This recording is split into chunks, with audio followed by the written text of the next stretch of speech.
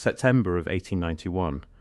The Norfolk and Western Railway's Blue Ridge extension was 11 months behind schedule and 4 foremen deep into a stretch of mountain that no survey team had properly mapped. A blasting crew chief named Edmund Calvert Morse stood at the mouth of a freshly opened cut on the eastern slope of the Blue Ridge, somewhere between Waynesboro and Rockfish Gap, and looked at what 3 pounds of black powder had just exposed. The rock face had split clean, the limestone behind it had not. Behind the limestone was a chamber. Morse had been blasting mountain faces for 16 years. He had worked cuts in West Virginia, Kentucky, and the Shenandoah Valley. He knew what a natural cave looked like. He knew what a collapsed seam looked like. He knew what water erosion looked like from the inside. This was none of those things. The walls were smooth, not water smooth, hand smooth. The ceiling arched at a height he estimated at 11 feet, and arranged along the far wall, laid out in a deliberate line that no geological process has ever been known to produce, were 6 humanoid skeletal frames. The smallest of them, by Morse's account, measured over 7 feet from skull to heel. The largest exceeded 9. Morse sent a rider to the nearest telegraph station at 6 in the morning. By 4 in the afternoon, a supervisor from the railway's regional office in Roanoke had arrived on horseback. By the following morning, the cut had been sealed with blasting debris and 3 wagon loads of fill dirt. Edmund Calvert Morse's employment with the Norfolk and Western Railway ended that same week. The termination notice cited unsatisfactory performance. He had worked for the railway for 6 years without a single formal complaint on record. The official project logs for the Blue Ridge extension, the ones that survive in the Norfolk and Western Railway archive at Virginia Tech's Newman Library, described the September 1891 delays in that corridor as the result of unexpected geological instability. The logs note a series of unscheduled reblasts required to stabilize a compromised cut face. What those logs do not contain is any mention of a chamber, any mention of remains, any mention of a rider sent to a telegraph station, any mention of a supervisor's visit, any mention of fill dirt. Edmund Calvert Morse was not an uneducated man. He had completed 2 years of engineering study at the Virginia Agricultural and Mechanical College before financial necessity sent him into field work. He had supervised crews of up to 40 men. He could read a survey map, calculate a powder charge, and file a precise incident report. Within 2 weeks of his termination, he filed a written account of what he had found with the Rockingham County Clerk's office in Harrisonburg, Virginia. That filing still exists. It is catalogued under Miscellaneous Depositions, Volume 14, dated October 1891. It has never been cited in any published history of the Blue Ridge Railroad extension. Within 60 days of that filing, Morse received a visit at his home in Staunton from 2 men he described as representing a land survey company he had never heard of. They offered to purchase his account. He refused. He was 39 years old and in good health. He was dead by the spring of 1893. The official cause was typhoid fever. His wife told their pastor, in a conversation her granddaughter later recalled in writing, that Edmund had not been sick a day before the fever came on, and that it came on very suddenly, and that the 2 men had visited a second time the winter before he died. Before we go further, if you find these buried investigations as compelling as I do, hit subscribe so the next one reaches you when it drops. The algorithm tends to suppress this kind of research unless you tell it otherwise. Now back to the Blue Ridge, and what Edmund Morse put on record before those men came a second time. To understand what Edmund Calvert Morse found in that mountain in September of 1891, we have to go back, not just a few years. We have to go back to a Virginia that the official histories of westward settlement have quietly edited. The Blue Ridge Mountains had been mapped, incompletely, since the 1720s. What the early surveyors reported and what eventually made it into published accounts are 2 very different bodies of material. Colonel William Byrd II, one of the most prolific record-keepers of colonial Virginia, a man whose personal papers fill an entire archive at the Virginia Historical Society in Richmond, led a survey expedition along the North Carolina and Virginia border in 1728. His official published account, The History of the Dividing Line, contains carefully worded references to burial mounds of unusual scale encountered along the foothills of the Blue Ridge. Bird described them as unlike any Indian graves his men had previously seen, larger, deeper, and sealed with a precision that, in his words, suggested considerable art. The unpublished version of Bird's journal, the one his family kept private for nearly a century and which was eventually acquired by the American Philosophical Society in Philadelphia, is more direct. In that private account, Bird describes the opening of one such mound by two of his men. He describes what they found inside. He does not give measurements. He gives a single adjective, underlined in the original manuscript: prodigious. That manuscript exists. It is in the American Philosophical Society's collection. It has been there since 1815. No mainstream history of Virginia's settlement era has ever quoted that passage. Bird was not alone. Dr. Samuel Kercheval, a historian and physician who spent decades in the Shenandoah Valley and published his History of the Valley of Virginia in 1833, included in that volume a chapter on the earthworks and of burial structures found throughout the region. Kercheval cited by name 7 individuals, surveyors, militia officers, and a county magistrate, who had each independently documented the opening of mounds containing remains of, in his consistent phrasing, extraordinary stature. That chapter was removed from the 1850 revised edition of the book. It does not appear in any edition published after 1833. The original 1833 edition is held at the Library of Virginia in Richmond. The chapter is there. The later editions are there. The removal is visible to anyone who checks the table of contents against the page numbers. Enter Thomas Harlan Voss. Voss was a civil engineer employed by the Norfolk and Western Railway from 1887 to 1896. He was not on the Blue Ridge extension in September of 1891. He was stationed further north, working the Allegheny Cut near Clifton Forge, but he knew Edmund Morse.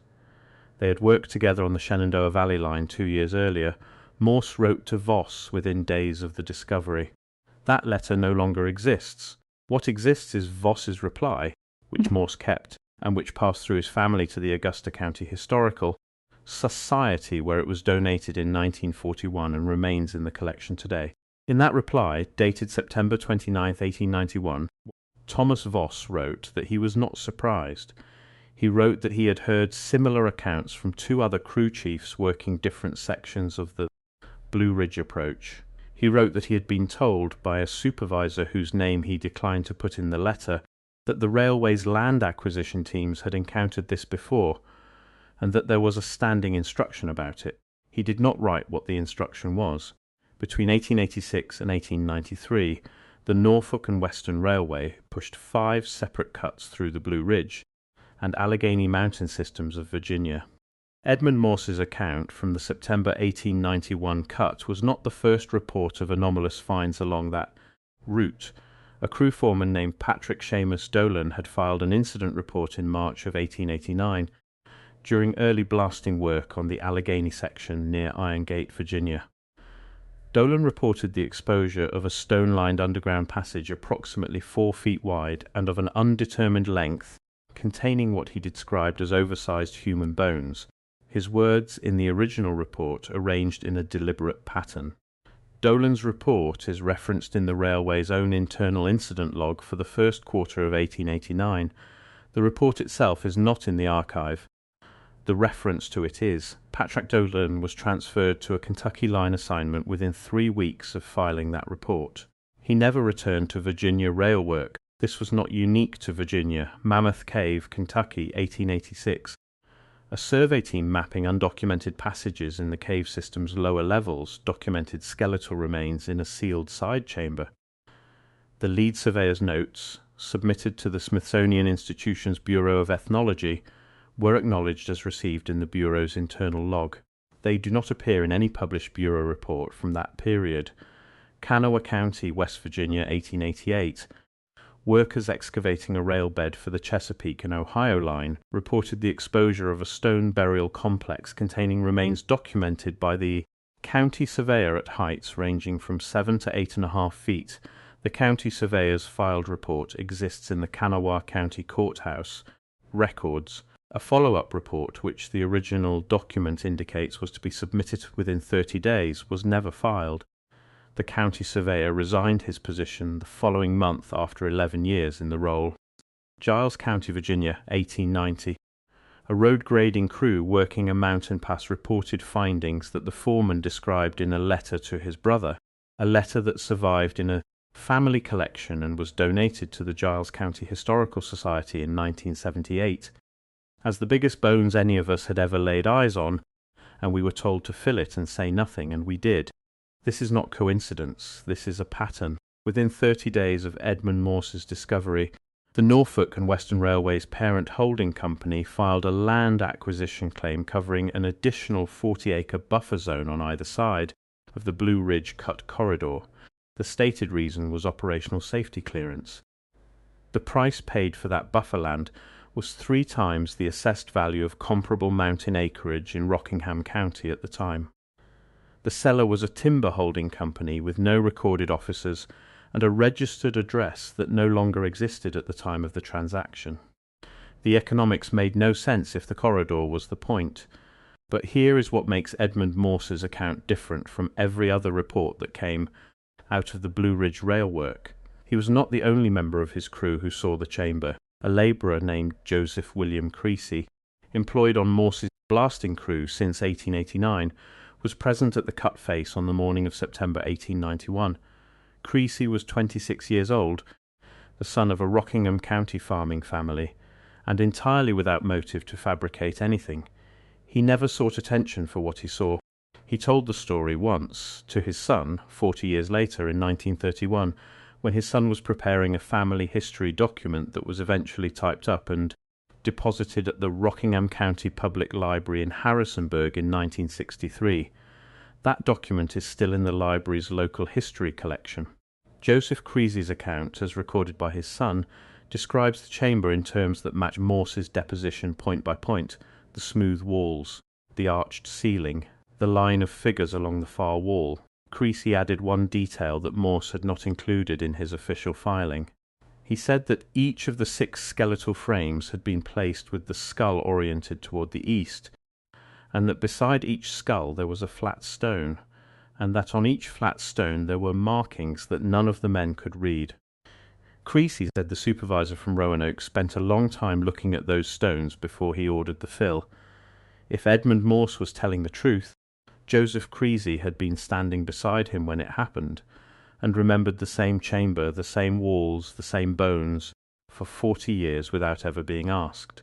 The Bureau of Ethnology has never adequately explained why its internal log for 1886 records the receipt of survey notes from Mammoth Cave's lower passages, while no published report from that period contains any reference to those notes.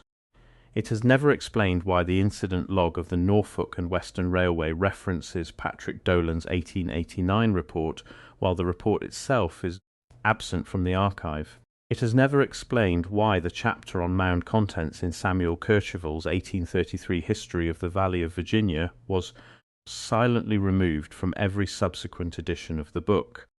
Why did the Norfolk and Western Railways Holding Company pay 3 times assessed value for buffer land along a mountain-cut corridor, in a transaction made through a company with a fictitious registered address?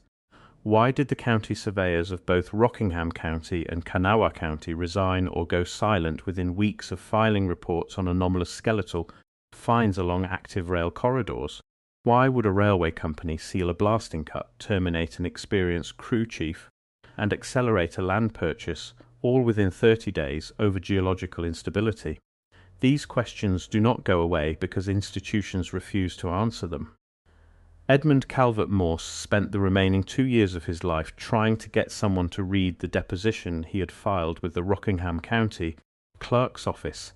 He wrote to the Bureau of Ethnology in Washington in November of 1891. There is no record of a reply. He wrote to the Virginia State Geologist's office in January of 1892. The state geologist's correspondence log for that quarter survives. Morse's letter is not in it. In the winter of 1892 he began writing a longer account, not just of the September discovery, but of everything he had learned about prior finds along the Blue Ridge corridor, the Dolan report, the land acquisition, the 2 men who had come to his house. His wife later told their pastor that Edmund had been working on this account for months and had nearly finished it. He died in April of 1893. He was 41 years old. The longer account was never found among his papers. The deposition at the Rockingham County Clerk's Office still exists. Miscellaneous Depositions, Volume 14, October 1891. It is 6 pages long. It contains measurements. It contains a description of the chamber walls, the ceiling height, the placement of the figures. It contains the name of the supervisor who arrived from Roanoke, a name that does not appear in any surviving Norfolk and Western Railway personnel. Record for that year. The eastern slope of the Blue Ridge between Waynesboro and Rockfish Gap still carries an active rail line today. The cut that Edmund Morse's crew opened in September of 1891 was filled and built over within weeks of his termination. The railway ran through it. The trains ran over it. If you drive that corridor on the road that parallels the old rail bed, and you stop at the right point on the eastern slope and look up at the cut face above the tracks, you can see where the limestone changes colour. A seam about 40 feet wide, where the rock is a slightly different shade than the mountain on either side of it, that is where they filled it.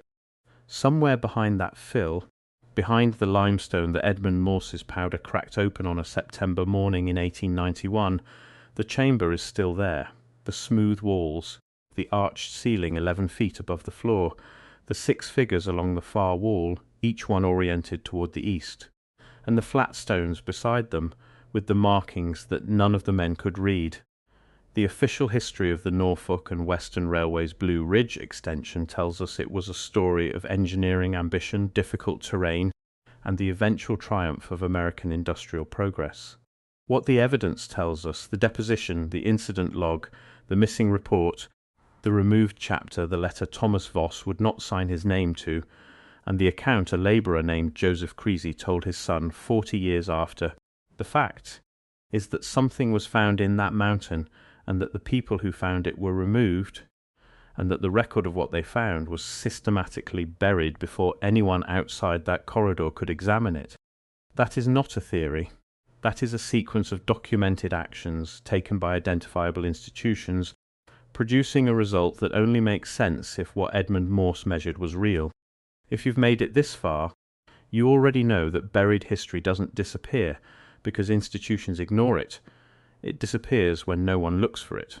Subscribe and share this with someone who needs to hear it. These records survive because people refuse to stop asking. Next week, I'm pulling a thread that connects the Blue Ridge finds to a man named John Wesley Powell, director of the Bureau of Ethnology from 1879 to 1902, and a policy memorandum he circulated internally in 1804 instructing his field correspondents on how to classify and how not to classify skeletal material recovered from rail and road construction sites across the Appalachian Corridor. That memorandum has never been published, but it has been seen, and the person who saw it left a record. You won't want to miss it.